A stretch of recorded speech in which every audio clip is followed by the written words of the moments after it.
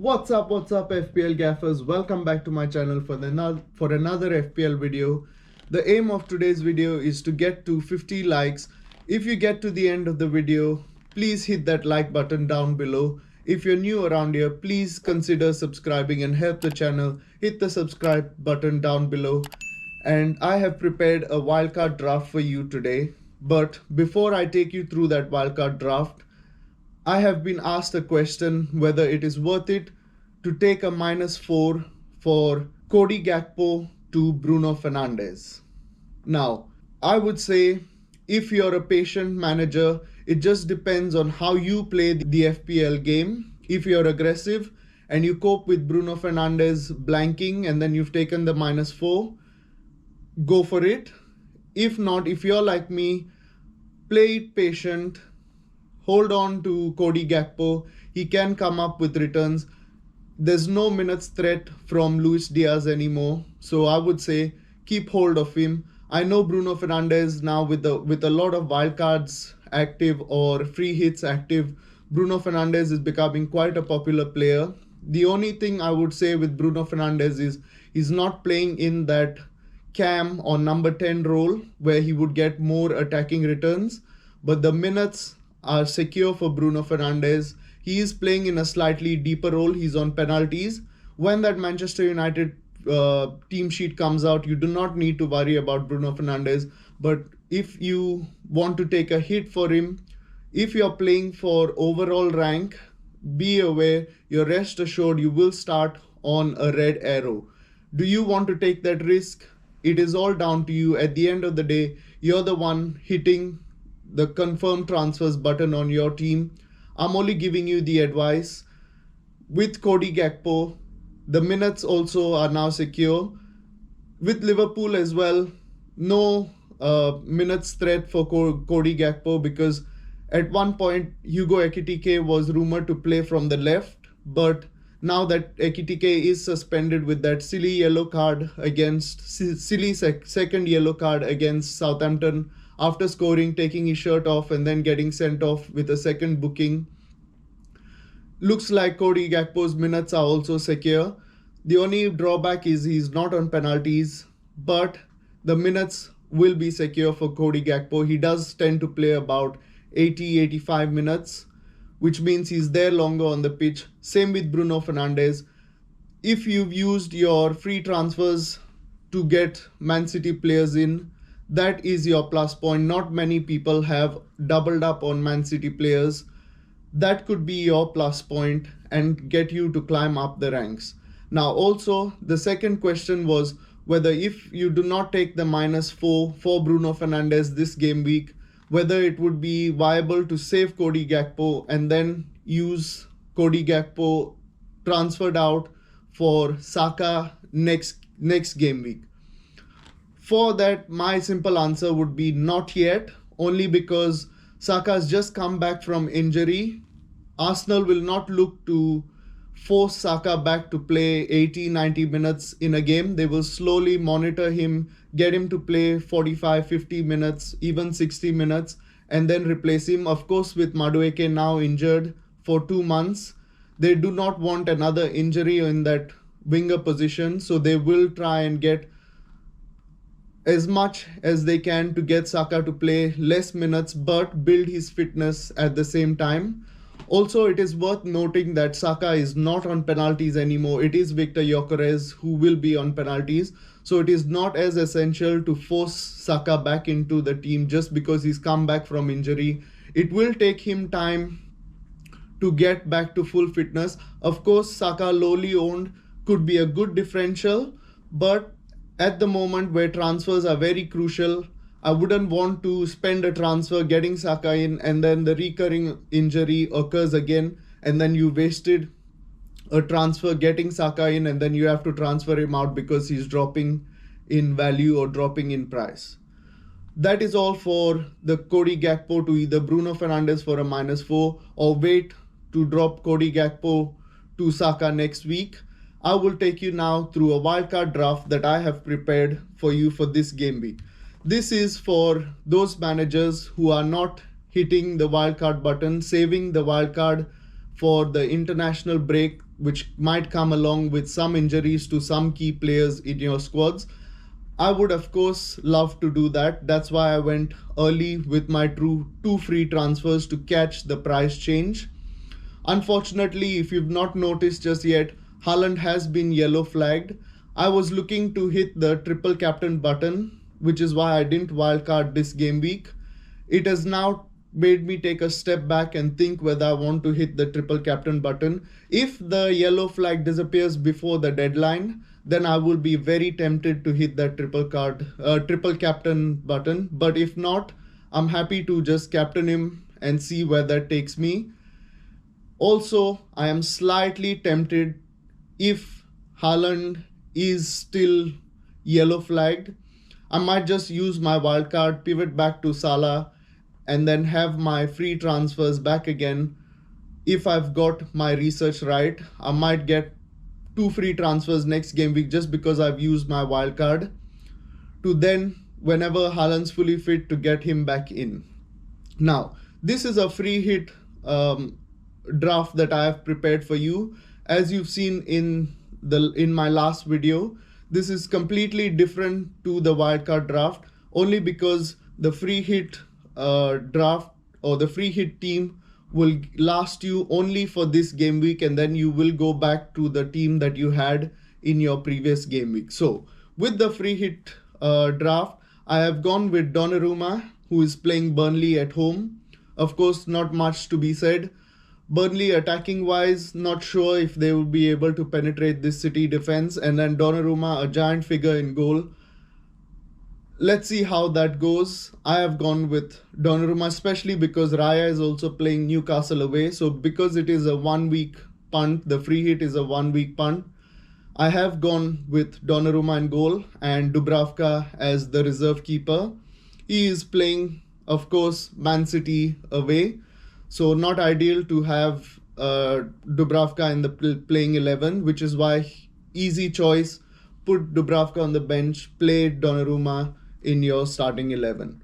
Now in defense, I have left Gabriel out of this, gone with Josko Guardiol playing again Burnley at home, high chance of a clean sheet, and also could have been having attacking returns if he did play in the wing back position, but now is playing more centrally, so more chances of defcon. Of course, playing Burnley, you can't expect a lot of defcon because you will expect Man City to dominate that game in possession, so not much chances of defcon there.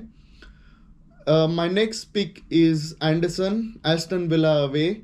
Of course, defcon monster. I might look to bench him with the other picks that I have in this free hit draft. I am not free hitting, of course. These are just tips for you if you are free hitting. Unless you've used your wildcard or you have issues and you're just looking for a temporary fix, this is the team or the free hit draft I would go with for game week 6. There are a lot of chips being used in this game week, especially the wildcard, the free hit, and the triple captain. So be very careful with your picks, guys. I'm a bit of a boring manager. I like to go template. Do not like to take a lot of risks because it can harm your rank very badly. So my next pick is, I have stuck with Nico Williams, is playing Sunderland at home. Again, not a bad fixture. Nottingham Forest did play Betis in the midweek Europa League. They did draw 2-2 against Betis. So I have still kept Nico Williams only because of the fixture. Van de Ven again stays in the team, is playing Wolves at home. Wolves, we've not seen much from them attacking wise. We've seen Tottenham to be an improved defense against teams against teams in the bottom half, which is why I have kept Van de Ven in the team. I've not gone with Gabriel, like I said. He is playing Newcastle away.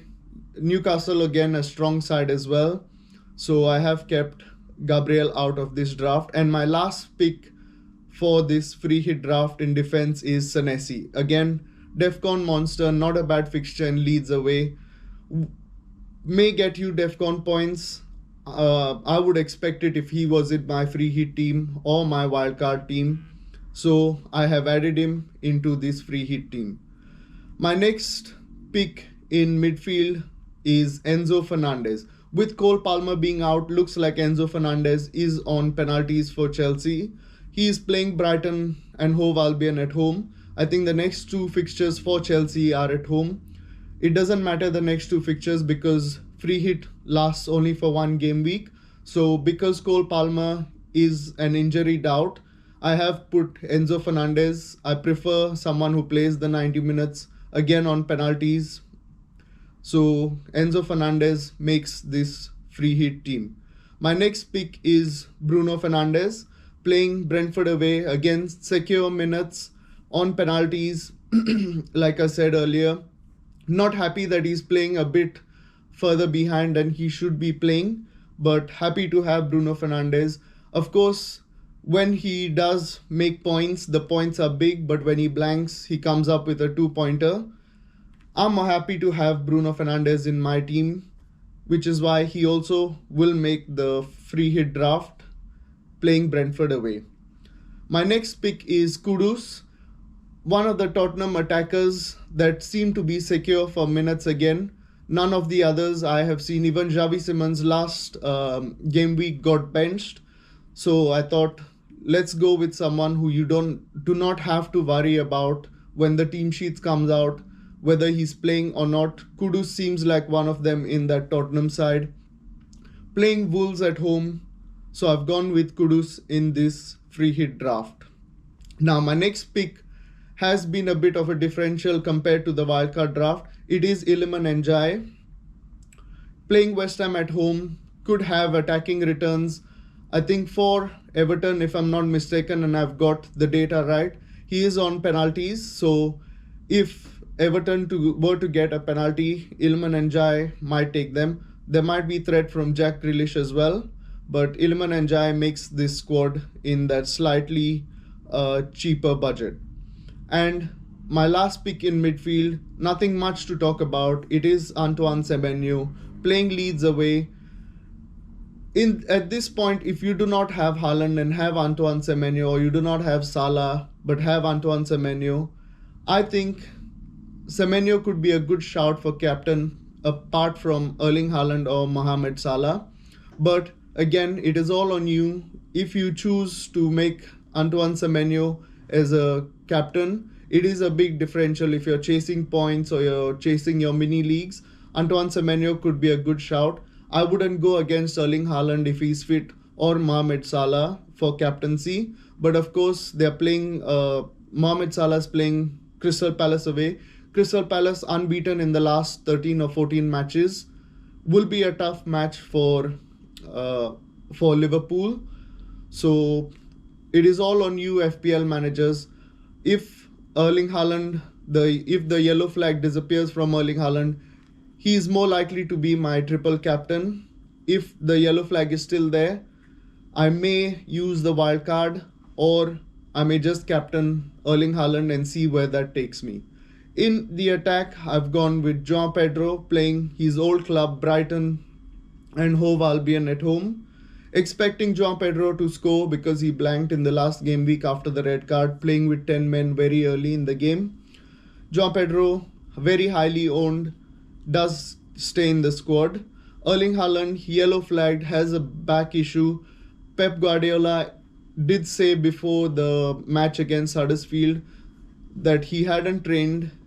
They will have a look at how he is training if he does. They are hopeful for him to play the Burnley match. I don't think much of it. I think Erling Haaland will play the match, but it has only put me a step back to think if I want to triple captain him in this situation. And my final pick is a bit of a differential for the game week. Like I say, have a template team, but also have your differentials in the team. It is Richarlison, and he's playing Wolves at home. Of course, now Solanke is fit. Will look to take off minutes from him. So if you were on wildcard, I wouldn't suggest going for Richarlison on wildcard. But because it is a free hit draft, I have gone with Richarlison in this team. Now, I've run this team through Fantasy Football Hub, and it comes up with a game week or a team rating of 89% and an expected predicted score of 68%. If you want to join and get early information like me from Fantasy Football Hub, the link is in the description below. 50% off Fantasy Football Hub. If you do not win your mini leagues, full refund guaranteed, but terms and conditions apply.